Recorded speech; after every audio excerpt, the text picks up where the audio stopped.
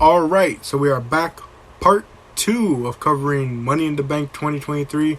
We last left off talking about John Cena's segment with Grayson Waller, where WWE is potentially looking to do a big show over there in England, potentially in Australia. A lot of different places that they look show. Yeah, and I wouldn't be surprised because of just how much they've been doing a lot of international shows. Because as we mentioned in part 1, this is the 3rd international show in a row. Mm-hmm. So very, very, I wouldn't be surprised if they end up doing a show. But as I said to Mr. Solis at the end of that episode, I just wonder if they would ever do Mania out there, because that's their biggest show. Yeah, and I was telling Jack that AEW I think was ready to flip the bill, pay for the venue they're using. I don't think WWE are nearly as willing, and rather try to partner with the government to get a kickback or some incentive, and promise that throughout the show we get lots of travel ads throughout about the lovely country that they're in and visiting. I will say I want to see them do a lot of different other countries that we usually don't see, wrestling in. There's a lot of different European countries. There's a lot of different countries down south of our border, Uh-huh. A lot of different ones in the big old continent of Asia, Africa as well. Would be interesting because you hear they go do like house shows out there, but I wonder they should do what Metallica did. Did you ever hear about the Metallica show that they did in Antarctica? They did a show in Antarctica? They did a show in Antarctica. They took a cruise ship down there, bundled a bunch of people up in sweaters, and did it so that they can say that they performed on every single continent in the world. Oh, wow. Oh, wow. I will say this. I wouldn't be surprised if, as a test run, if you want to say, because, they've done shows like, Money in the Bank Backlash in these foreign places, but as a test run, I wouldn't be surprised if they did one of the other big 4 pay-per-views internationally, like as a test run, like the Royal Rumble in London, England, or like SummerSlam in Australia per se, like just to test it before if they ever do want to do a Mania out there. I hear you. I definitely get the sense that the big 4 pay-per-views don't struggle stateside, so they're definitely like, hey, this thing's gonna, this is a little tiny show we can take a gamble on and actually elevate it to a big event, right? Yeah, definitely. But continuing on with our show here in London, England, we now start with the women's Money in the Bank ladder match. Zelina Vega, Becky Lynch, Zoe Stark, Bayley, Io Sky, and Trish Stratus, which was, a big surprise to me that she was in this match. But obviously, given her story with Becky and also involving Zoe Stark, it makes sense. But I was just kind of surprised. I'm like, man, I'm surprised, Trish wants to be involved in a Money in the Bank ladder match. She's like the Brock Lesnar of women and doesn't have to do as much as she signed on to do. And I think it takes 2 seconds, Jack, for Trish, the legend, the Hall of Famer, to get her nose broken. I was very surprised by that as well too. That like she was in there for like a little bit, and then boom, already got her nose broken, which was crazy. Crazy, but this match, Jack, kind of like the theme of the night. Very story driven. We had the alliance of Trish and Zoe Stark. We had Trish versus Becky. We saw Will They Won't They with Io and Bayley. Mm-hmm. Yeah, that was definitely the big part of it all. And going into it, sir, who did you think was going to win? Gosh, I got spoiled for myself. Went and saw that Pierce the Veil concert. Looked on Instagram because I want to post a picture of my niece. And Instagram's like, look what happened, Philip. And I'm like, oh, thanks, social media. But I think if I were coming in blind, I would want Io to win. Yeah. Obviously the same here, and unlike with the men's match, me and my dad were locked in. We were like, it has to be Io. It can't be anyone else. No one else would make sense. And we were locked in from the start. We were like, it has to be Io. And there was a lot of spots where they played around with the fact that like it wasn't going to be her. I'll tell you what, though. If it was, what's her name? LWO, Zelina, like it would give a lot of credit and gravitas to the group that really need a win. Yeah, definitely. And unlike the men's one, there's no mid-card title for her to cash in on. So unless she's planning to cash in on the women's tag titles, you don't really have to worry too much about some United States Intercontinental Championship cash-in. Right. But any spots that stick out to you, sir? I have one that not only stick out to me, but I thought was done better than the men's. There was Io hitting that moonsault off the top of the ladder. That's what I thought she did better than Butch. She went all the way to the top. Butch was on like the second rung below the top. Yeah, she got everyone in that except I think Trish, but she really got a lot of people in on that one. That was pretty good. What were some other spots? I think there was another spot where someone got power bombed onto the ladder and it just didn't break, or I think it was like a manhandle slam, I forget. Something happened where someone essentially got slammed on a ladder, didn't break, and I was just like, man, they must have really gotten some heavy duty ladders, because I'm just so used to seeing these things break willy-nilly. You know what's funny? I think it happens a lot in women's matches when there's like a high impact on like a weapon, but because they're lighter, it just doesn't react the same way if the two giant dudes did the same thing. I think somebody did a splash onto a ladder that was stretched from the apron to the barrier. Yeah, I think so. I think. But yeah, there was definitely like a lot of spots. Another spot was when what's it called? Vega hit the code red onto Zoe Starks onto the ladder that was suspended in between, and that one was a pretty good spot and bounce. We see Zoe Stark and Trish try and put handcuffs on Becky Lynch, but she fights out of it. But she's only walking around with one wrist cuffed, and that plays later into the finish of the match. The crowd are singing to Bayley to her chagrin. Yeah. And then we get the spot where it looks like after that code red, Io's going to win the match. And then Bayley knocks her off the ladder. Michael Cole tells us on commentary that he doesn't know that. He doesn't think that Io knows. Like she wasn't looking down, so she's not sure who pushed her off. I don't know what happened on Raw. But we all saw. Yeah. And then that's when you get Bayley and Becky fighting on the ladder. They're fighting amongst themselves. Io runs back in. They're still like trying to climb, but they're battling.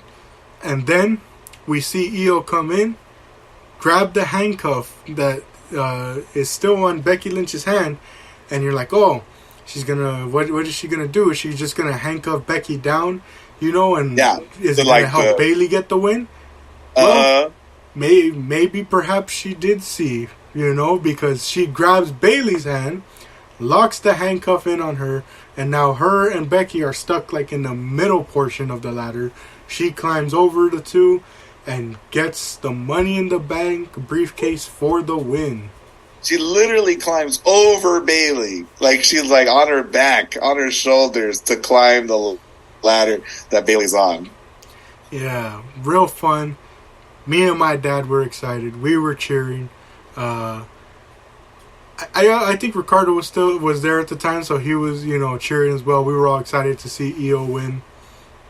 And I just find it funny that since this was on a Saturday, there was no worry about a cash in like the next day or even that same day because there was no women's match. So when Sunday came and passed, someone immediately put up a post that after that day. Oh, I know what you're gonna say. After that day, Io was the second longest holder of the women's Money in the Bank briefcase. That's so funny and how frustrating and how interesting that the only woman to hold it for longer than a day before this weekend was Carmella when she held it the first time. Yeah, I was completely baffled by that stat, and I'm just happy that we're putting some time in between the cash-in. I don't want things to get rushed, Like, you're Oh, supposed to and build the anticipation of it all. just like Damian Priest and Balor, we got Bailey, Io, who could just as easily bicker and, with each other, about the briefcase. Yeah. But a real fun match, definitely. I really like this one. And, just real excited for Io to get the win here. Yeah. But we move on to our next match, the World Heavyweight Championship. Champion Seth Rollins defending against Finn Balor. I think you and I talked a bit about this potentially on the Forbidden Door episode, but I remember telling you that I didn't know for sure if or I think I remember telling you that Ricardo was very convinced that Finn Balor was going to win this match. I tell you what, Jack, I wanted it to happen as well. Like, whether I knew it or not, I thought they built him up real good. I thought he was getting a lot of upper hands on Seth. He has a team behind him. And you know what else, Jack? Roman Reigns has been champion for over 1,000 days, right? That's 1,000 days, Jack, without a title change. And I thought, wouldn't it be great if this new title, the World Heavyweight Championship, was one that we hot potato just because I miss it. I miss the changes. And new. I haven't heard that at the heavyweight level for so long. Yeah, and before this, the other title, which was the WWE one, Roman had that for 400 plus days before they unified them together under one singular reign, So I thought what a true return to normal this would be if Seth lost it in a month. Yeah, and, they really played it up where Balor was really targeting the injured ribs. Yeah, with his super cool checker pattern tape that he had on his ribs. Yeah, and, that became the focus of all the attacks, and, I did like the back and forth between the two. I thought it was a real good match, and then we get a spot where Rollins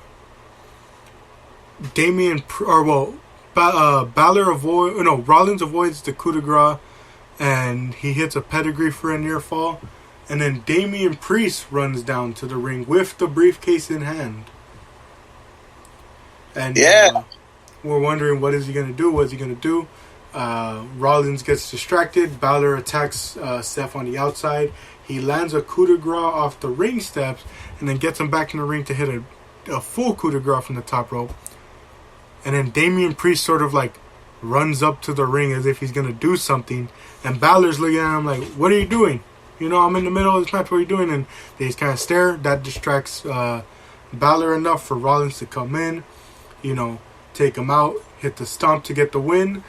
And you just see Balor and Priest start arguing afterwards. I heard a podcast describe Damian Priest's actions in the final minutes of this match to be dumb.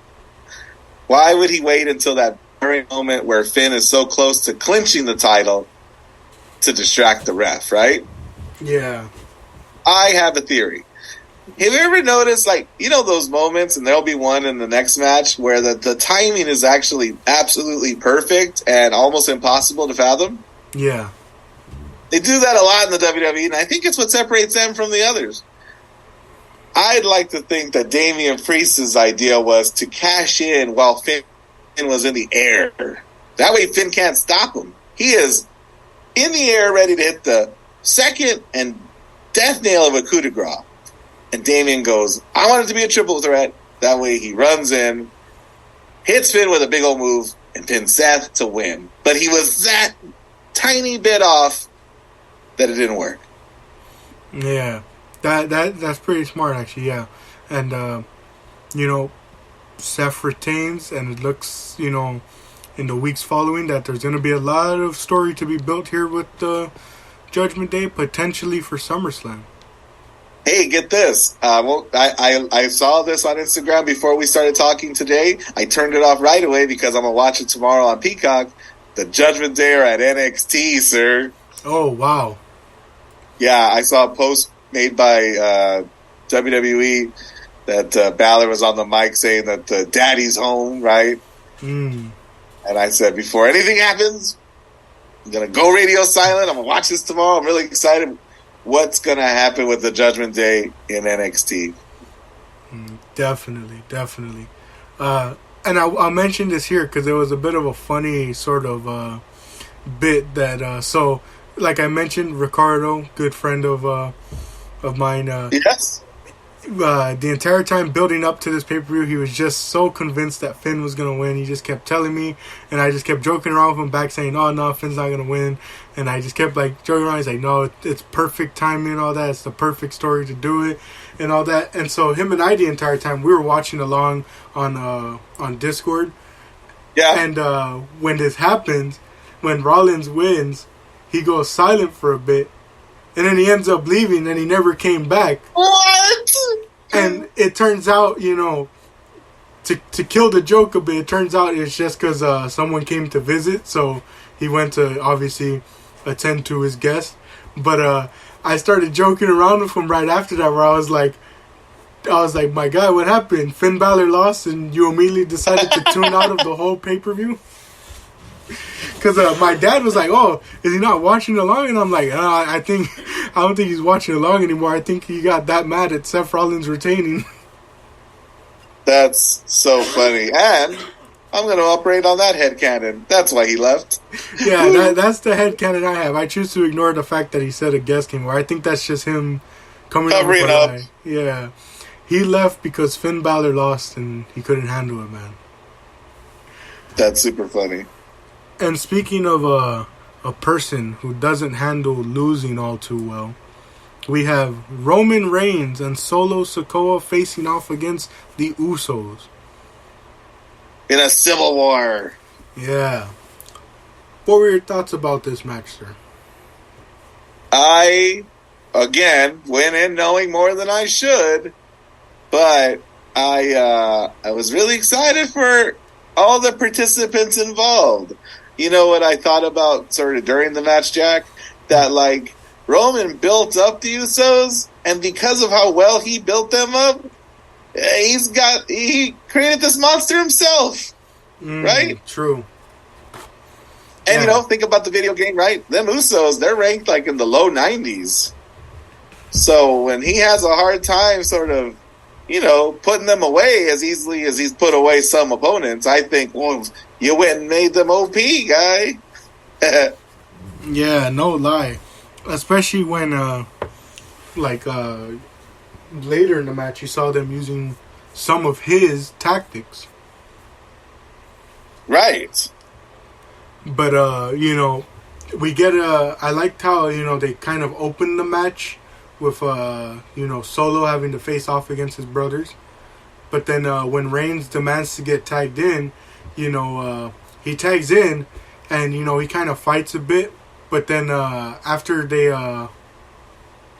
Jay tags out and tags in Jimmy, and they're about to hit him with the double super kick, you know, I like how, you know, psyched out he is by, like, the fact that they're somewhat on his level, you know? Oh, yes. Like that, so much so that he has to go and get a pep talk from Paul Heyman, you know? That was a great spot. Uh-huh. Yeah, that leads to him and Solo going off, you know. They sort of get the momentum. There's a big portion of the match where they're keeping Jay from tagging out, you know? Yeah. I want to shout out Wade Barrett, who's been on commentary with Michael Cole all night, and he's incredible, and I miss him. He, you know, because Roman's doing that thing he does, and this is definitely a Roman match for a long time. And he does that posturing thing. He's just slowly walking around, reacting to everything the crowd's saying and doing. And Wade Barrett says that Roman's smart and doesn't waste any energy. And I go, what a great way of describing he's not doing anything. He doesn't waste any energy, Jack. Yeah. Speaking of, you know, the whole thing about Roman building these guys up, there's a spot where it's such a close fall that Solo has to come in to break it up. The Usos hit him with a double spear. Ooh. And then we get a spot where, you know, they're all brawling. You have Roman, you know, hitting a bunch of Superman punches. You got super kicks flying out to everywhere. You almost get a splash from Jimmy, but Roman locks in the guillotine after that. Oh, yes, he does. And so I promised in the last episode to bring up what you referenced, Dave Meltzer and you, sharing the mindset that if a match looks like it's building up to where we all knew it was going, that it kind of hinders one's enjoyment of the match. If things are just follow this pattern, this unbroken rule, you just start to sour on that style a bit. And this crowd let them know, oh, yeah, this is all, blank BS when he hits that guillotine, because they're like, this is how it ends, isn't it? This is how they always end, doesn't it? Yeah. But, he's able, or what's it called? He's able to escape and he gets his brawl. And then, of course, kind of playing up to the whole predictability thing. We've been here before. We've done this before. The ref gets knocked out. Jay pins Roman after a 1D, but again, the ref is knocked out, so there's no one there. So, Solo comes back in. I think they hit the Uranagis, and then stereo Uranagis. Then he hits a Samoan spike, I think on both men. And then Roman spears both of them, or he spears one of the Usos, and he stacks them up. Solo spikes one of them, and then the second one, he spikes them as Roman spears them. They happen at the same time. I think Jay is speared and spiked. And yes, he stacks them. And when he's stacking them, the London crowd is reacting again. We hate you. We hate this. Everything sucks. What's the matter with this company? Yeah. And I think the one part that I liked, if I remember correctly, I don't think like Roman, like it was sort of a thing of him being like too cocky where like he didn't do like a proper pin, Like I remember when he did the stacking with Edge and Daniel Bryan, I think he at least had like one of their legs hooked to like really like sink the pin in, whereas this one it's like he was sort of overconfident with it all. And that leads the Usos to kick out. Both of them. Kicked out! Crowd came unglued. Yeah. I was thoroughly shocked by that. And I think is it that pin where Roman's like really beside himself, unconsolable, and they see shots of Solo looking at him, bewildered, as if to say, come on, man. Like, and then he goes, hey, get up. Solo calling shots. They start wailing on the Usos again.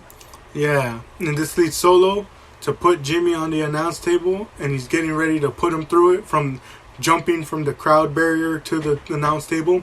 But Jimmy moves out of the way at the last second. That takes Solo out the match. We get back in the ring. Jay and Roman are going back and forth. There's a spear for a 2 count, but Jay kicks out.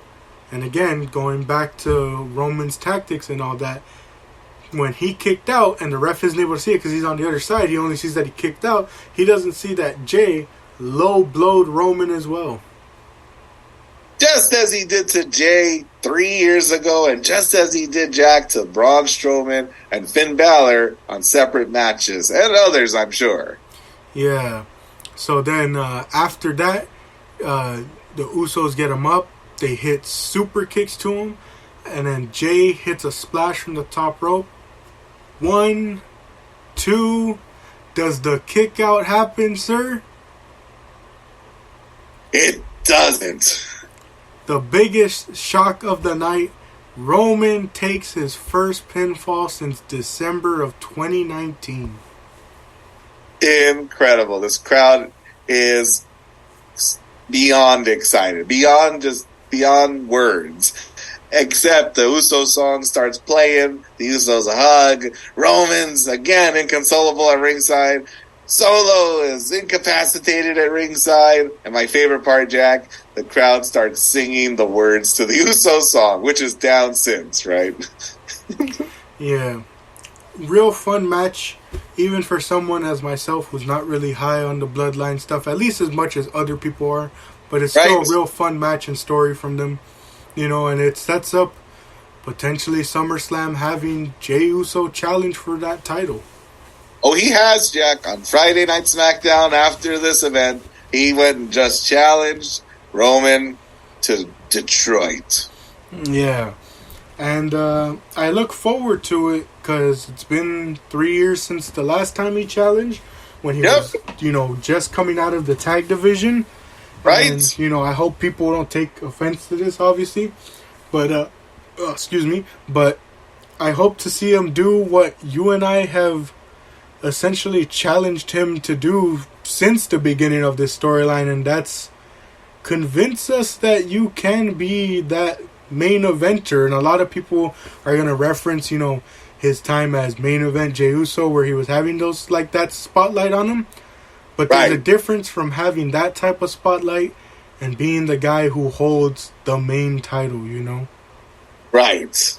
Like, there's a big gap. And even though a lot of people say the story calls for it, it's a big thing with wrestling nowadays, where a lot of people live in the moment, and then afterwards they kind of come to the realization of certain things, where it's like, would Jey Uso winning this title be a huge moment, especially in terms of the story?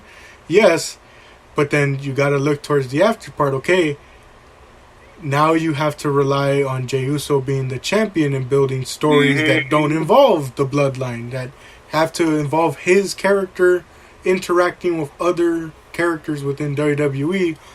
And so, again, I don't look at it as a bad thing. I just simply look at it as a thing of, will you prove that you've grown within these 3 years of all this, And I'll tell you what, that's part of how I got over the fact that Cody didn't win at WrestleMania. Like, if it was the necessary proving ground, that he could still get the reactions he does without the titles, right? Like, I think the company's probably made a lot of mistakes when it comes to putting the title on somebody that later down the line they're going to erase from the history books, Yeah. But another one is Sammy. Why didn't Sammy win it? I think they needed to see Sammy be, as popular and as charismatic and as enthralling as he was in the lead up to the championship match, even without the title, right? So It was really exciting to see those two really still be celebrated, still be successful. And, like, you can see, like, Sammy could challenge for this later. Cody is certainly going to challenge for this later.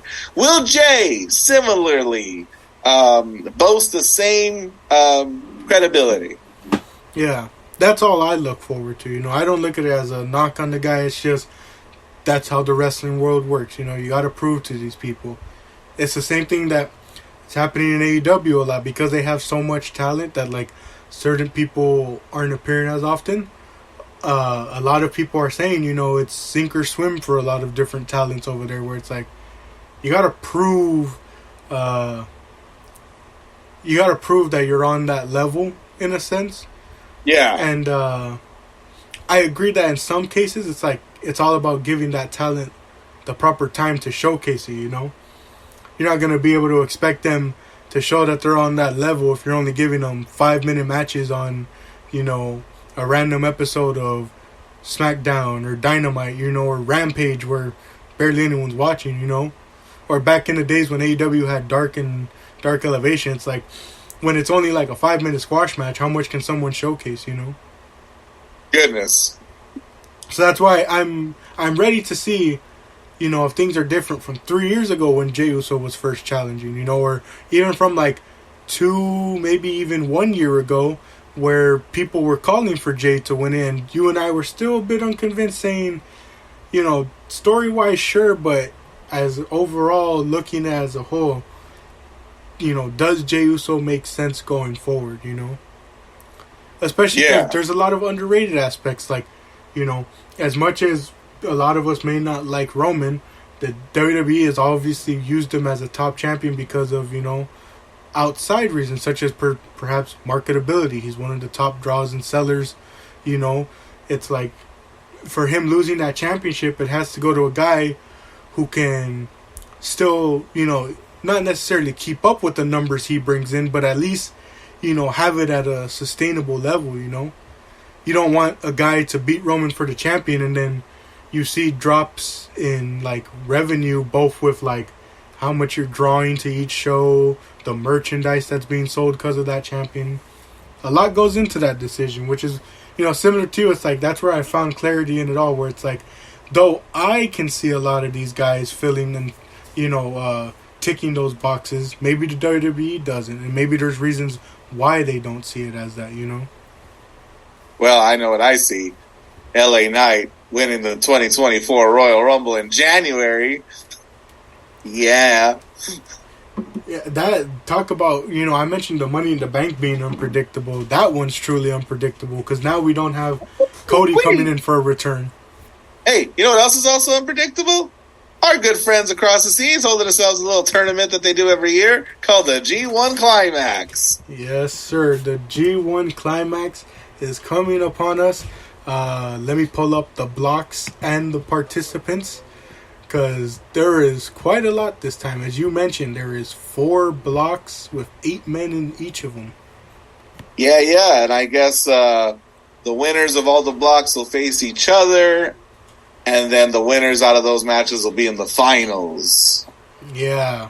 So, Mr. Solis and I, for at least the past 2 years, I'm pretty sure, have given our predictions. We've given our predictions on quite a lot of things, and one day, I'm just going to have to commit the time to go back and see what our records are prediction-wise, because we've had our fair share of predictions. I've had my fair share of awful predictions that have aged terribly. That's very funny. Like the one that... The only reason RK Bro, the tag team champions, disbanded is because of nagging injuries and never once about lack of loyalty. Not only that, but I think... you and I predicted who would hold each of the titles when it was still the Universal and WWE. Well, they ended up unifying them, and no one got to win any of those titles. Nope. Oh, man. I know you shouted out Kevin Owens, who hasn't come close to it. I said Drew McIntyre. Who, goodness, I'm grateful to see back. Gonna go after the Intercontinental Championship. Yeah. But I know we all both had a lot of stock in Cody, who hasn't done it at all. Yeah. Oh, man. Yeah, we've had quite our fair share of predictions. I'm pretty sure one year for the G1, I'm trying to think, who did I predict? I think I might have predicted Will Ospreay to win the G1 once. And sadly, I think it was during that time when Kota Ibushi went on like that three-peat of G1 climaxes. So... he was. My guy Sonata hasn't won nothing until just this last March when he won the New Japan Cup, and I'm like, there it is. I've been calling Sonata in all these tournaments for like the last 4 years. And I think it was last. Was it last year where? Wait, was it last year? I think it was last year where you and I like made predictions, and I think both of us said, just don't let it be Okada, and I think it ended up being Okada. Yeah, that was the year where it was Okada and it was Takahashi, and it was 2018 all over again, and I hated it. Oh, man, yeah. But we're here. We got 4 How many minutes we got? 11 minutes and 35 seconds. Great. We're not going to try to name all 32 participants, are we? Let's name the notable ones in each block. I think that works best because, though there are certain names, obviously, for the most part, you got your filler in there, obviously, still. Oh, for sure. So in Block A, the notable names are obviously the champion, Sonata. You got, funny enough, they labeled them as like the New Musketeers, I think it was, and none of them liked it. You have Ren Narita, Shota Umino, and Yota Tsuji in that block. Funny. And you also have from Noah, Kaito Kiyomiya. This is basically like the young people's block plus Sonata and a couple other names. But frustrating that Kiyomiya is not in the Okada block. Yeah, I'm definitely frustrated with that one. As far as this block, though, who do you have coming out of this block, sir? I'm looking for the blocks so that I can look at the list too. I got you, sir. I'll put the link in the chat. Oh, thank you very much. And as you do that, I'm going to say, you know what? I wouldn't hate to have happen is Sonata wins the whole thing as champion and then chooses his own opponent for Wrestle Kingdom. Ooh, that sounds pretty good. Because he's not somebody who has, axes to grind or anything, right? Yeah. That would just be really cementing his place as a champion. Is really calling his shot. He'll pick someone like Okada to make, all the doubters, put the doubters to rest.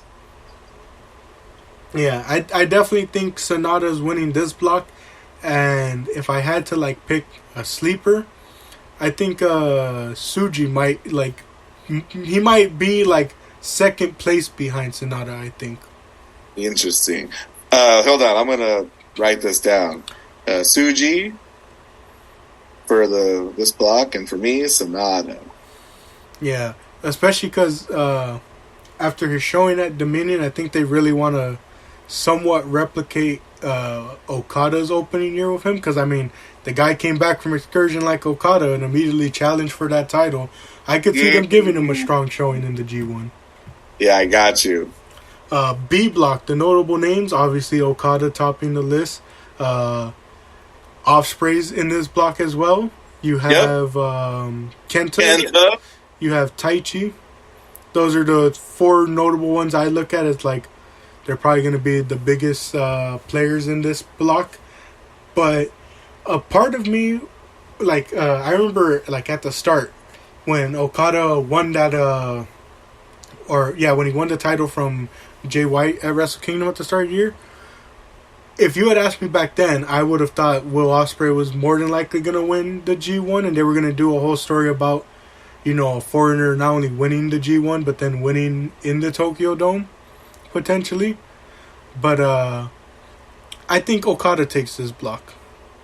I think somehow, some way, Ospreay might still be tangled up with that U.S. title come, towards the finish of this, G1.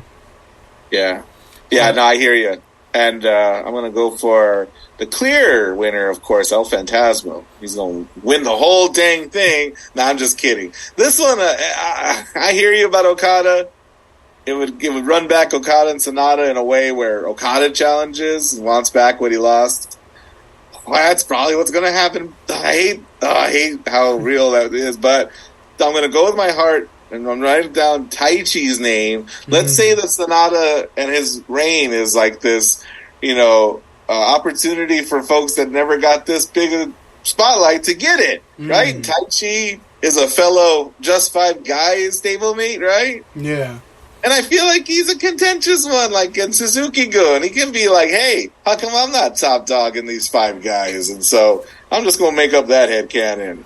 Well, just be careful with that, sir, because the last time we said that, Evil won the World Heavyweight title. I wasn't mad. Everyone else was. I know he's the king of pro wrestling title holder, but maybe they do something silly. They're not going to do something silly at Wrestle Kingdom, but he can lose that on the way there. Moving on to C Block, the notable names. Ishii, obviously a big name every year. Shingo's in it. If you want to mention him, just because of the whole Bullet Club story, David Finlay's there, Evil's there as well. But the big name, know that I boo. The big name, the one everyone's talking about, Eddie Kingston is making his debut in the G1 Climax, and he is here in C Block. How dare you, sir, completely skip former New Japan Pro Wrestling Heavyweight Champion Evil? And you know what? I wouldn't hate Evil winning. And they run Evil versus Sonata, former tag team champions, and Los Gobernales de Japón. But we ban House of Torture from ringside. But we ban House of Torture and Just Five Guys from ringside. Yes. And we make Evil wrestle his old powerhouse style rather than the chicken blank heel style. But with special guest referee show. Yes. I got him in one. Who do you think's going to win? I'm going to... it's such a toss-up. Obviously, I want Eddie to... I think Eddie's going to have a good showing, but I just don't think, they have him win a block, especially because he's not their wrestler, He's not the guy that signed. I think I'm going to lean more towards Shingo, but I think it's going to be, for my pick of C Block, either Shingo or Evil to continue that sort of trend as we're mentioning of, people from Sonata's past potentially, though they may not have beef with him, see him challenge against a couple of his former people or even current people. So imagine a matchup of him having to face Evil or Shingo. I think that would be pretty interesting. Especially because he recently faced Hiromu for the title at an event. Yes, he did. So he's already faced one former LIJ member of his. Finley, just sort of redefined Bullet Club, and this would be like a real big way of keeping that sort of a big deal. But I hate, considering current champions, right? Because they do that. I want a match for each championship at a big night like Wrestle Kingdom. I don't want champions to fight each other. We lost an Intercontinental title like that. Yeah, definitely. So, God, I really think Shingo too. I want Eddie to win it all. I want Eddie to win everything, and he's the current strong champion. Good on him. Yeah, I find it funny that on New Japan's website they don't mention that, but maybe this article was before that. So it certainly is. It certainly is. But I'm gonna put my money on Evil, even though Tamatonga could also very easily sort of show up out of nowhere. You did Shingo Evil. I'm gonna do Evil Tonga. All right. And then since we have about 3 minutes 40 left, I'll speed it a bit up. D Block, the notable names: Tanahashi's in it, Naito's in it, Zack Sabre Jr.'s in it, Goto's in it. 16th entry, 16th consecutive. Yet he's never got that big one. Hey, what if he gets the opportunity? I'm gonna continue with the LIJ theme. Is as predictable as it is. I think Naito takes this block. Got it. And I'm gonna say Naito as well. I can't see it going any other way except Goto. My man. But Goto's music is like the greatest ever. I'm gonna change it. I'm gonna call Goto. All right. It's Sonata. Yeah. Goto can't touch Okada, but he can touch Sonata. And closing off, sir, who do you think wins it all? I think it's gonna be Sonata. That's my big call right there. It's gonna be the champion winning his own G1, calling out his own opponent. All right. And I'm going to go with the predictable LIJ theme, except I'm not going to follow suit with what people say. People think Naito's winning it, and they're going to do the former leader facing off against, the guy who left him and all that. I'm going to go with Shingo winning it all. He finally wins a G1 for himself and finally gets a title reign in front of a proper crowd, hopefully.